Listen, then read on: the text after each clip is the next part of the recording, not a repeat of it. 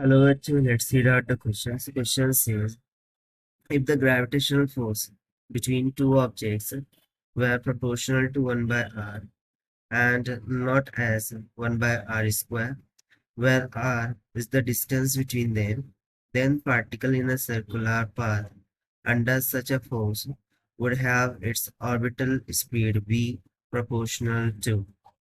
यानी कि क्वेश्चन में सिंपली क्या बोला जा रहा है कि यदि gravitational force between the two objects वो प्रोपोर्शनल हो जाए 1/r के, ना कि 1/r स्क्वायर, क्योंकि एक्चुअल में फॉर्मूले में डिनोमिनेटर में r, तो ये बोल रहा है कि वो 1/r के इक्वल हो जाए यदि सब बताना है कि वही पार्टिकल सर्कुलर पाथ में और उसकी जो ऑर्बिटल वेलोसिटी होगी वो किसके प्रोपोर्शनल हो जाएगी।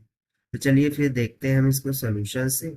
But before of its, let's talk about the key concept which we are going to use here for this question.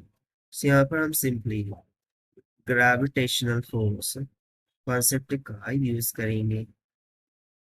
Gravitational force, so between the two objects the force required to keep the motion in circular orbit is nothing but the gravitational force.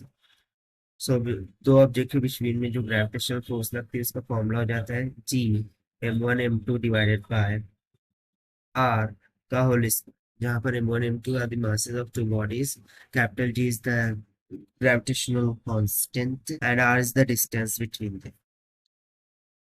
Now also we remember that the centripetal acceleration AC is given by the formula v square divided by r. So इसके द्वारा जो लगने वाली centripetal force होती है उसका formula हो जाता है mv square divided by r, जहाँ पर v ऑर्बिटल वेलोसिटी होती है और ये जो सेंट्रिपेटल फोर्स होती है it is required to move any of the object in circular orbit. So in तीनों कंसेप्ट का हम यहाँ पर यूज करना है। तो सबसे पहले क्या करते हैं कि जो सेंट्रिपेटल फोर्स होती है F C is equal to M V का स्क्वायर डिवाइडेड बाय, इसे हम मानेंगे इक्वेशन फर्स्ट।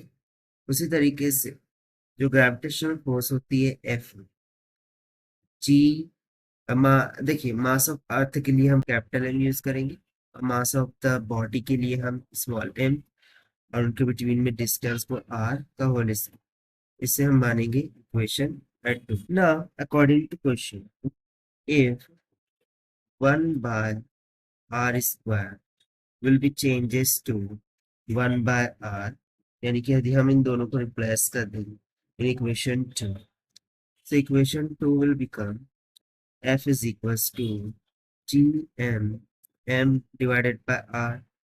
So इसको हम दे देंगे equation 3। Now equating equation 1 with respect to 3, so equation 1 में हमने लिखा था mv square divided by r, this will be equals to gmm divided by r के इक्वल।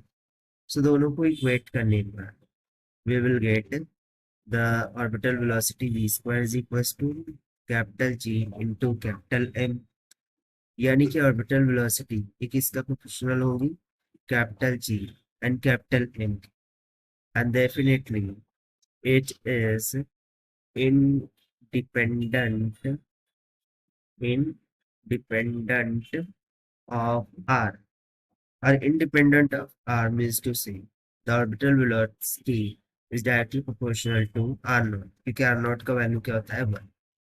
सो देखिए यही हो जाएगा हमारा required answer. So according to one option, option B is correct. So this is the required solution. I hope you understand. Well, best of luck, thank you.